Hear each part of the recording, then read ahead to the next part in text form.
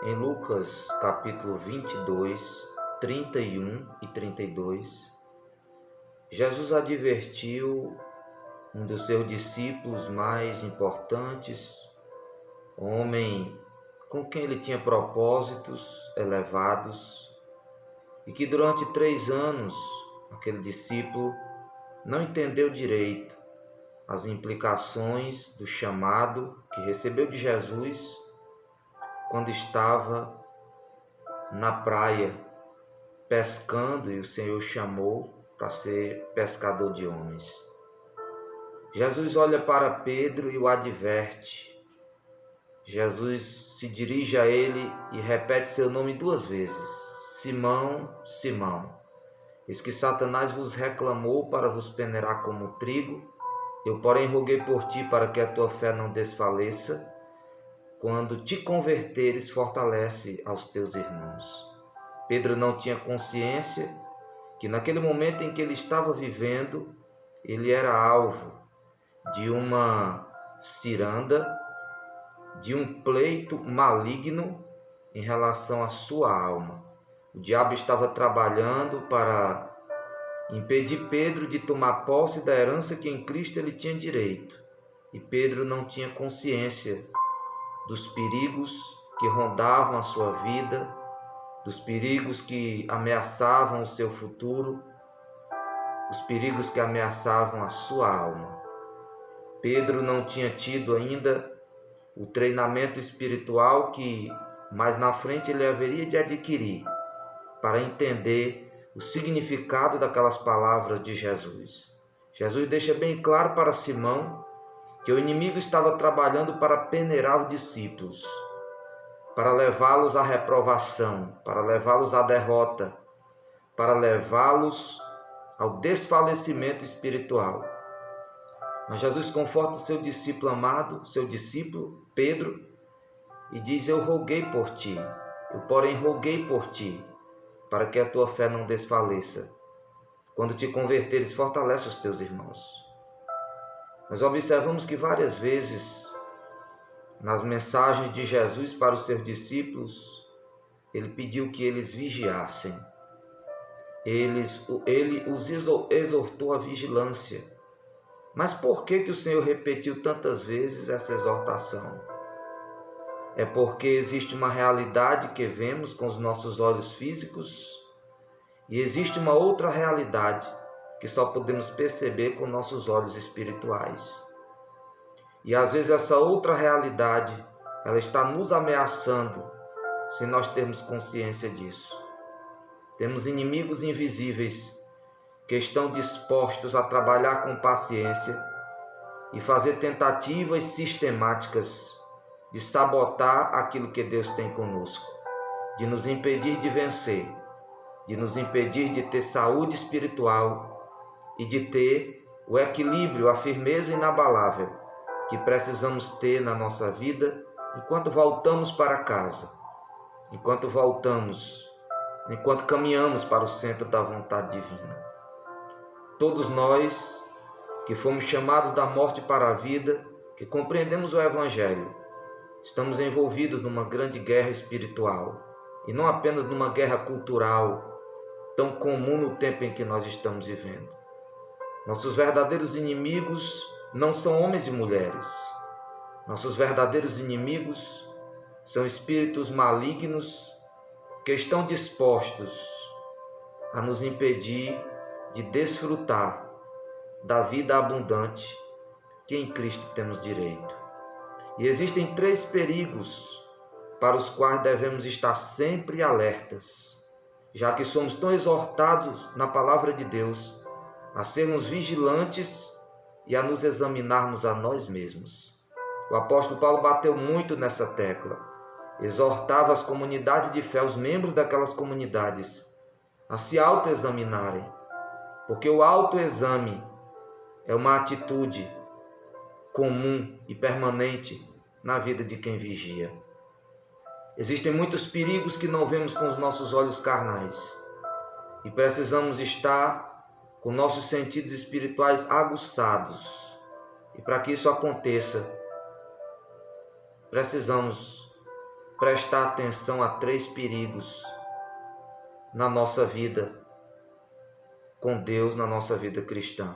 O primeiro perigo é o perigo da superficialidade e da falta de discernimento. Deus falou através do profeta Oséias que o meu povo está sendo destruído porque lhe falta o conhecimento.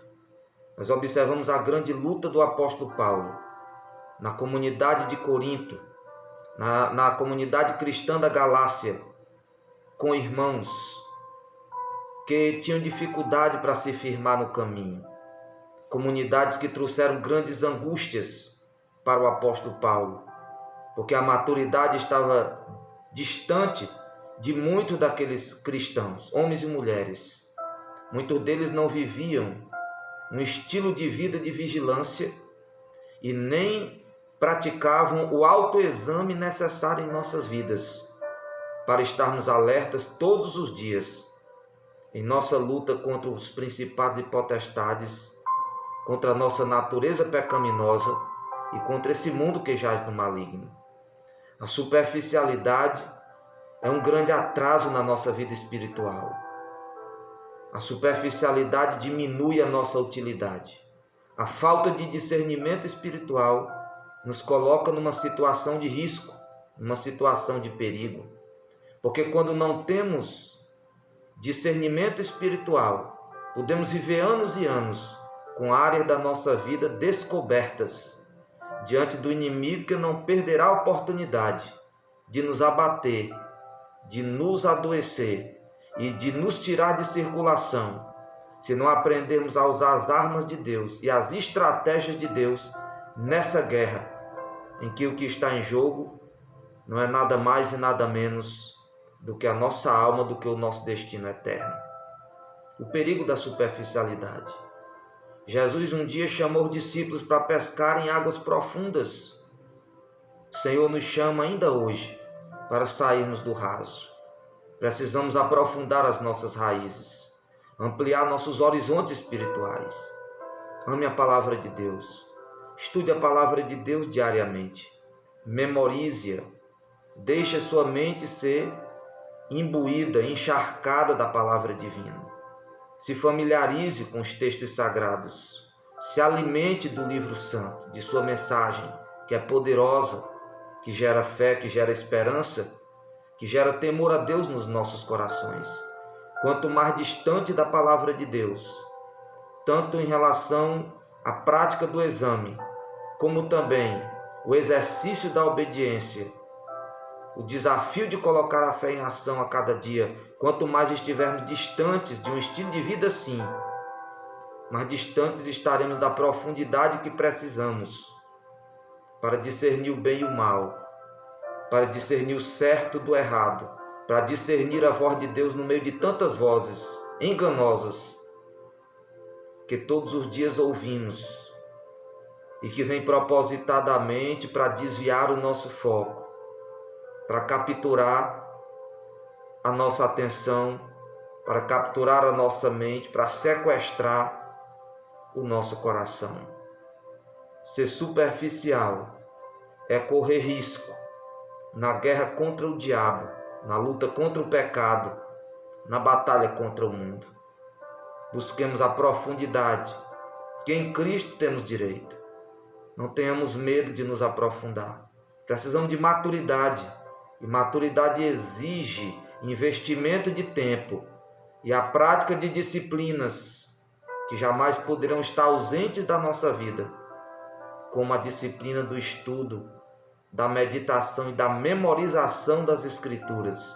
Ande na companhia de pessoas profundas e espirituais. Cultive a sua vida com Deus e seja muito seletivo na escolha dos seus amigos. Isso lhe ajudará a ter discernimento e a cuidar da sua própria alma, seu maior patrimônio. Em segundo lugar, o perigo de uma vida devocional relaxada. Quando esfriamos em nosso relacionamento com Deus, quando perdemos o apetite pelas coisas espirituais, quando esfriamos em nossas resoluções piedosas, quando abandonamos a disciplina em nossa vida com Deus, quando as práticas devocionais se ausentam do nosso dia a dia, o nosso coração vai se endurecendo, vamos perdendo a sensibilidade. Vai ficando mais difícil discernir a voz do Espírito Santo quando ele fala conosco. Fica mais difícil nós enxergarmos o agir de Deus e a presença de Deus nos pequenos detalhes ou nas circunstâncias da nossa vida, ou até nos discursos que ouvimos, nas pessoas com quem cruzamos todos os dias. A falta de vida devocional é uma das causas principais do fracasso, da derrota de centenas, de dezenas de cristãos no mundo inteiro. Porque pessoas que não cuidam da sua vida devocional, elas estão deixando o seu coração descoberto e sofrerão ataques e retaliações do inimigo, que jamais deixará de aproveitar essas oportunidades para lançar seus dardos inflamados em nossos corações e em nossas mentes. Quantos têm tombado nestes últimos dias? Quantos não conseguem se firmar? Quantos estão doentes dentro dos nossos templos? Quantos estão desconectados com Deus, mesmo associados às nossas comunidades religiosas? Quanta gente hoje não está bem diante de Deus, mesmo que viva de performance? Quantos estão frios, insensíveis, distraídos e desconectados em sua vida com Deus, porque não têm vida devocional, não conversam com Deus, não param para ouvi-lo, não examinam a palavra de Deus, não meditam nela, não a memorizam, não guardam o coração, mesmo que Salomão tenha sido tão claro em sua exortação sobre tudo que se deve guardar. Guarda o teu coração, ou seja, devemos proteger o nosso santuário portátil. E como protegemos este santuário? Cultivando a nossa vida com Deus, interagindo com o Senhor, conhecendo o Espírito Santo, se submetendo ao Senhor em nossa consciência, em nossos desejos, em nossos sonhos, em nossos projetos de vida. Deus quer nos fazer fortes e inabaláveis em nossas convicções. Deus quer nos dar profundidade e discernimento, mas precisamos aprender a arte de consentir com a ação de Deus nas nossas vidas. Só que quando não temos vida devocional, quando não temos a prática das disciplinas em nossa vida com Deus, em nossa interação com Deus, ficamos surdos para as realidades espirituais. E as pressões de fora falarão muito mais alto do que os sussurros de Deus dentro de cada um de nós. É um perigo muito grande relaxar na vida devocional, deixar de falar com Deus. Frequentar templos religiosos não é suficiente. Escutar sermões uma vez por semana, contribuir até, ou então participar de atividades eclesiásticas, ou até exercer o ministério, mas sem práticas devocionais, é descobrir o coração e o santuário interior para o inimigo das nossas almas, o assassino da virtude, o pai da mentira, o mestre do engano, o sedutor por excelência, aquele que sabe como explorar as nossas fraquezas, aquele que estuda cada passo que nós damos, que presta atenção nas palavras que falamos, que também observa com quem andamos, com quem interagimos. Ele nos estuda e, assim como uma serpente venenosa, ele espera a hora mais propícia para dar seu bote mortal e nos tirar de circulação, nos tirar da presença de Deus e nos levar para os seus pés, para a subserviência à sua vontade. Por isso que Tiago alertou seus leitores: sujeitai-vos a Deus, resisti ao diabo, e ele fugirá de vós. Quando temos uma vida devocional, no sentido bíblico da palavra, nos fortalecemos para resistir ao pecado, nos fortalecemos para resistir ao inimigo e nos estruturamos para vencer os gigantes que se interpõem no nosso caminho antes de chegarmos em casa. Não temos descanso nesta terra e nesse mundo. Somos peregrinos e forasteiros, que devem guardar o coração, que devem proteger a alma, cultivar a virtude, aprofundar a fé, se renovar na esperança a cada dia e marchar em direção à pátria das delícias celestiais. E em terceiro lugar, o terceiro perigo também que nos ronda é o perigo do mundanismo na nossa forma de pensar e nos nossos costumes. Paulo alertou os cristãos de Roma para que não se deixassem conformar com este mundo, não tomassem a forma desse mundo, nem nos pensamentos e nem no comportamento. Tiago diz que quem quiser ser amigo do mundo constitui-se inimigo de Deus. Capítulo 4, versículo 4. 1 João capítulo 2, 15 ao 17, o apóstolo do amor chegou a alertar seus leitores, já no final do primeiro século: não ameis o mundo, nem as coisas que há no mundo. Se alguém amar o mundo, o amor do Pai não está nele, porque tudo o que há no mundo, a concupiscência da carne, a concupiscência dos olhos e a soberba da vida não procedem do Pai, mas procedem do mundo. O mundo passa, bem como a sua concupiscência, mas aquele que faz a vontade do Senhor permanece para sempre. Não se engane. Se queremos ser amigos de Deus, nós temos que romper definitivamente com os valores invertidos desse mundo como um sistema que jaz no maligno. Devemos amar o mundo físico, o planeta, o nosso habitat. Devemos amar o mundo, sociedade, as pessoas, sem fazer distinção, sem fazer acepção. Devemos amar o ser humano, mas o mundo como um sistema, governado pelo inimigo das nossas almas, um mundo perverso, um mundo que conspira contra o reino de Deus, um mundo em revolta contra Deus e contra a sua lei e contra a sua santidade. Não podemos compactuar com aquilo que o mundo como um sistema defende, com os valores invertidos ou pervertidos que o mundo legitimou e institucionalizou através dos seus muitos agentes, homens e mulheres, que deram as costas para Deus e colocaram as suas vidas e as suas consciências em subserviência ao reino das trevas, ao reino do engano, ao império e à ditadura do pecado e do mal, numa sociedade cada vez mais desesperada e carente de Deus. Estejamos vigilantes e alertas a cada instante. Pratiquemos a arte do autoexame e assim escaparemos de todos esses perigos, olhando para Jesus, o autor e consumador da nossa fé. Que Deus lhe ajude a ser mais do que vencedor em cada uma das suas lutas. Busque a profundidade espiritual em sua vida cristã, em sua vida com Deus. Cultive a sua vida interior, a sua relação com Deus. Deixe Ele acender as chamas do seu altar. Não admita viver uma vida cristã fria, sem fervor, sem devoção, sem piedade genuína para com Deus. Uma vida sem paixão por Deus é uma vida sem paz, uma vida sem liberdade, uma vida sem alegria.